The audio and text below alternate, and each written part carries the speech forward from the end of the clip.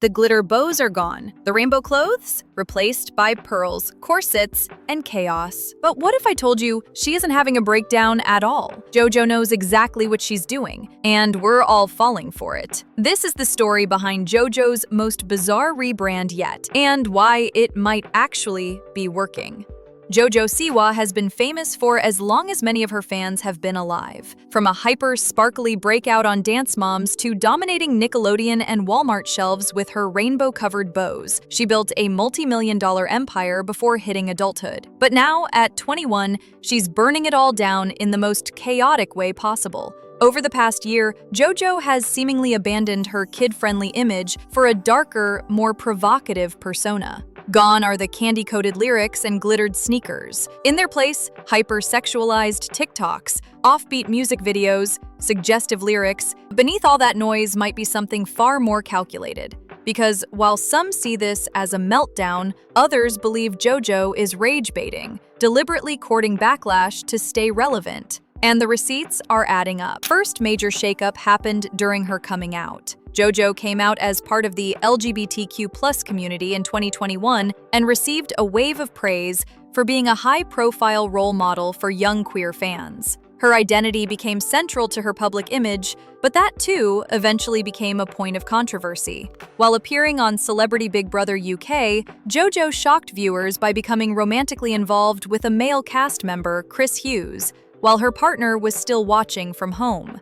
Right, lick that off, please. That has to go. Please lick that off.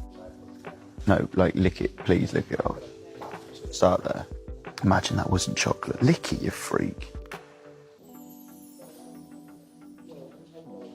This, paired with her later comments suggesting she only labeled herself as a lesbian because of pressure from the community, triggered accusations of queerbaiting, cheating, and betrayal. Paints this picture of, like, infidelity and paints you as a villain. Don't paint it out to look like I cheated on you with him, because I did not.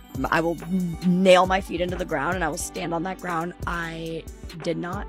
The backlash was swift.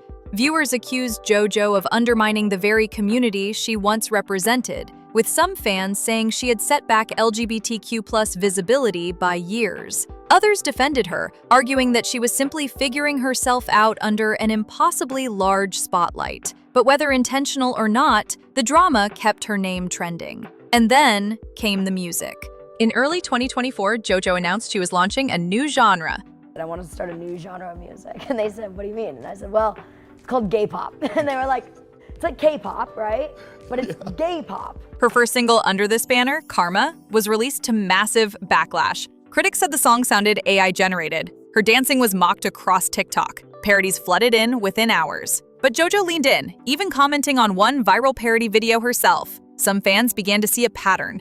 Every time JoJo did something widely disliked, she doubled down. Which brings us to her latest stunt, the tradwife aesthetic. In her cover of Betty Davis Eyes, JoJo appears in 1950s-inspired attire, pearls, red lipstick, vintage curls, and modest dresses. She plays a demure housewife, a far cry from the rainbow-splattered JoJo we once knew. The internet reacted with horror. LGBTQ+ creators were outraged. Critics said she was playing into conservative narratives and enabling bad faith culture warriors to use her image as propaganda. But JoJo didn't flinch. She posted more TikToks in the look. She teased more songs. She made jokes. She stayed in character. And most importantly, she kept going viral. Which brings us to the theory. What if this isn't confusion or identity crisis? What if it's marketing? Let's talk about rage bait. Rage bait is a digital content strategy that relies on sparking strong negative reactions to generate clicks, engagement, and virality. It's not new. Trisha Paytas perfected the formula in the early 2010s. Logan Paul did it with The Forest. Influencers have been doing it for years. The idea is simple. If people hate it, they talk about it. If they talk about it, the algorithm rewards it. And JoJo, whether she knows it or not, has become a rage bait expert. Let's look at the numbers. Her teaser for Betty Davis Eyes pulled in over 30 million views on TikTok. The top comments had more likes than the video itself, most of them negative. But despite or because of the backlash, the clip kept climbing. This isn't accidental. Rage bait content is designed to trigger moral panic, confusion, or secondhand embarrassment. And JoJo's rebrand checks every box. Abrupt personality shift? Check. Provocative aesthetic that contrasts her old brand? Check. Identity confusion presented in vague, controversial terms? Check. Weaponized nostalgia and irony? Check. Even her cover song choice, a moody 1980s ballad remixed with heavy auto-tune and a tradwife visual, is the kind of cognitive dissonance that gets people arguing. But that leads us to the uncomfortable question. If this is rage bait, is it working? From a numbers standpoint, yes. JoJo is more talked about now than she has been in years. After a post-Nickelodeon lull, she has found a way to dominate the For You page again. The internet can't stop hate-sharing her content, dissecting her interviews, and memeing her music. That engagement translates into monetization, algorithmic boost, and most importantly, cultural relevance. But there's a catch. Rage bait is a double-edged sword. While it can revive a dying brand, it rarely builds one. Think of other rage baiters like Nikita Dragon, Gabby Hanna, or even Kanye West in his most extreme moments. Eventually, the audience tunes out. Or worse, the creator becomes a joke, and once that reputation sets in, it's hard to reverse. JoJo risks entering that territory. Her current audience doesn't seem to like her. They watch her for the train wreck. She doesn't have a strong fan base supporting this era, just onlookers waiting for the next cringe clip. And that's dangerous for longevity. More than that, her actions could have real-world consequences.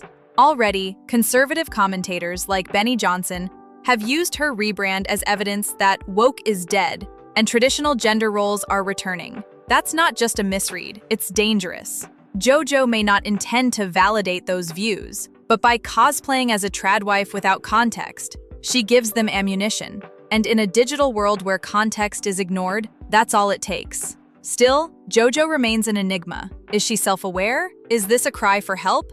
A brand pivot? A late-stage performance art piece? The truth is, it's probably a mix of all three. JoJo has spent her entire life under the spotlight.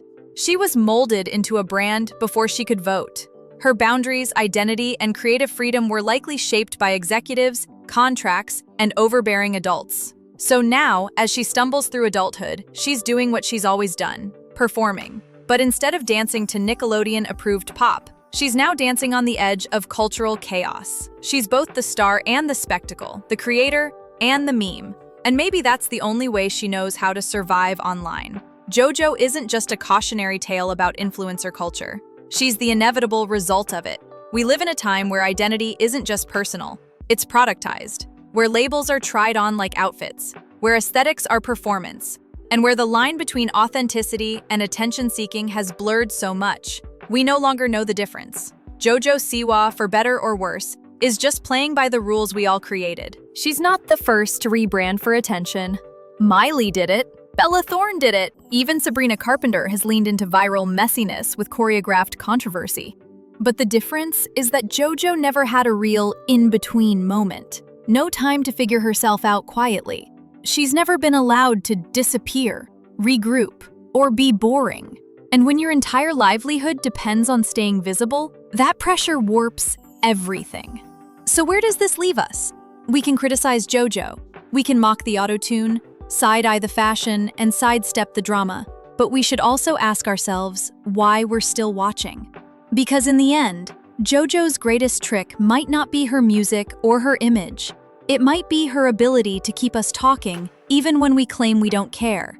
And maybe, just maybe, that's the whole point.